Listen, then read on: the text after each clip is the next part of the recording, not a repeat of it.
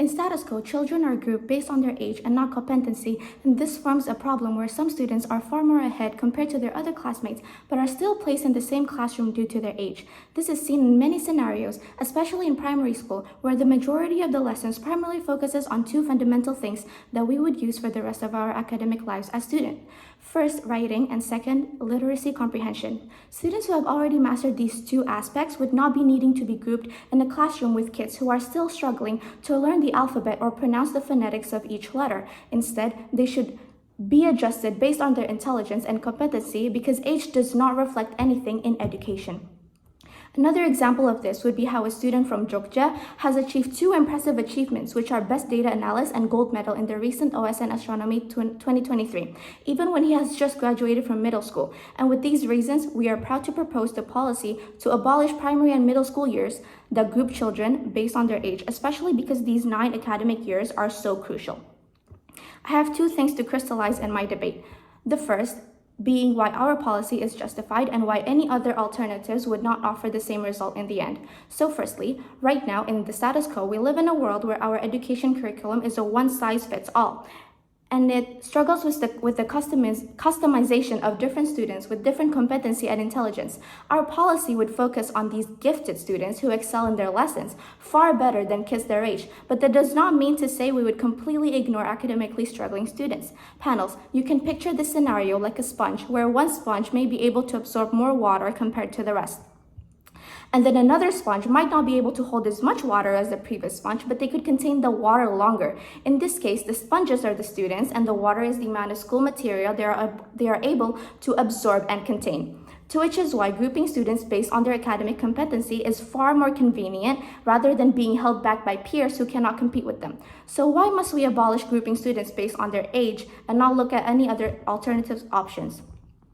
The other alternative options are already present in status quo, and so far it is not effective at all. Panels, you have to look into the varying circumstances in status quo that becomes a problem in academic learning. Students learn at different rates and have varying strengths and weaknesses, and it is not fair to immediately assume each kid in classroom 10 is the same simply because they're all 15 years old. Some students may be left bored and unchallenged, while others struggle to keep up with their pace.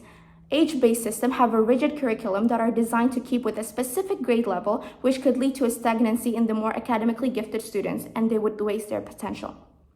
Secondly, the model that government would like to propose. A, we would offer different classrooms designed to keep up with different competency levels and their academic intelligence score. This would look like having scientifically focused children in a classroom where they can compete with the others, and another classroom that has children with a passion in arts or in sports.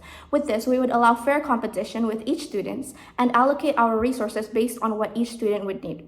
B, it is still possible for a student who has a talent in singing or to be transferred to a class that focuses on science and maths, as long as they reach the requirement level of grades, and we would keep an eye on transfer students for at least 3 months to ensure they're able to keep up with their peer environment. C, we would check their semester reports constantly to see if there are any changes in their grades, and if there are, they would either have to be demoted to a lower level or promoted to a higher classroom that offers more school materials to learn. That is our model for our policy. Moving on to my arguments, I have 2 arguments to forward in this debate. The first is why customized education is important, and the second is the long-term effects that would occur once our policy has been implemented. On to my first argument then, about why customized education is important. I would like to give you a premise of this argument first. To customize our education is especially crucial to ensure that no student is held back by slower learners or left behind by faster ones. And by grouping students based on competency and intelligence level, it would allow for a more customized education and tailored learning in their academic lives. 3 holes of analysis in this argument. Firstly, understand how we would have to allocate our resources and the teaching styles offered to them. Higher achieving students are more likely to understand abstract concepts and challenging materials faster than the students who are struggling. So high achieving students can be allowed to explore more advanced topics, while struggling students would be given the necessary support. This includes the learning styles that teachers would offer. To the students with better intelligence and academic skills, they would be placed in an environment where their pace is ahead from others, and they would learn new materials every other day. And no, opposition cannot argue that this would stress or frustrate students because government has already taken preemptive measures and measured the level of competency for each student. For students who are struggling, however, teachers would have to demonstrate another way of learning that would set the pace for these students not to fall behind, but would still be able to reach the national minimum requirement. Second, when students are placed in a classroom that matches their abilities, they are more likely to feel challenged without being overwhelmed. They would also strive for better knowledge and grades because, when you put a fish in a bigger tank, they would need to learn how to survive better. This would also allow more teamwork within the classroom because everybody understands that they are equal to one another and no one is excelling at something in particular, but it would still foster competition because they realize that they're not the only one in the lead right now. They would need something greater in order to stand out. Thirdly, our policy ensures that no students would pass to the next grade if they haven't mastered the necessary skills. Competency-based classrooms would ensure that students demonstrate proficiency before moving on to the next grade. Age-based system could potentially lead to a student in 12th grade still struggling to understand the basic algebra concepts introduced in the first year of high school. So what is the weighing here? We would allocate our resources correctly to assure that no students are falling behind too much, but also no students are far ahead in the academic race. This is not seen in opposition's world because they care too much about age-based curriculum, when in reality, it is so clear that age does not define our intelligence. On to my second argument then, about the long-term effects after our policy has been implemented. Two hosts of analysis in this argument. Firstly, the general long-term effect that would be seen after fulfilling a competency and intelligence-based learning environment. It is more likely to reduce achievement gaps in our world because a piano prodigy would no longer be competing with an OSN medalist, for example. By tailoring education in a way that suits each student to their own needs, academically struggling students would have better chance to catch up. Meanwhile, there is no restriction for high-achieving students to excel further. There is a more fair education system in the long run on our side of the house. Second analysis then on measuring the competency of each student after they have graduated from middle school. Now, understand that government would only want to abolish age-based system in primary and middle school because these two milestones are the place where you establish 1, your study habits, and 2, what you want to pursue in the future. Opposition might claim that primary kids and middle school students are far too young to understand what they would like to do for the rest of their lives.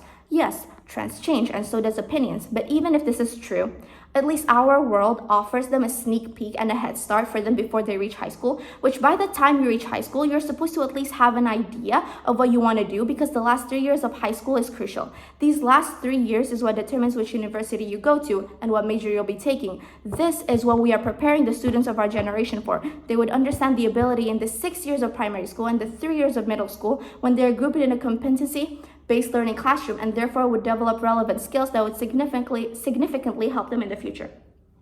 Quick clarification before moving on to the weighing of this argument. Do not misunderstand that we favor students who are more competent in learning over struggling students. That is not the case here. It is the opposite actually. We care so much about the quality of education that either side receives.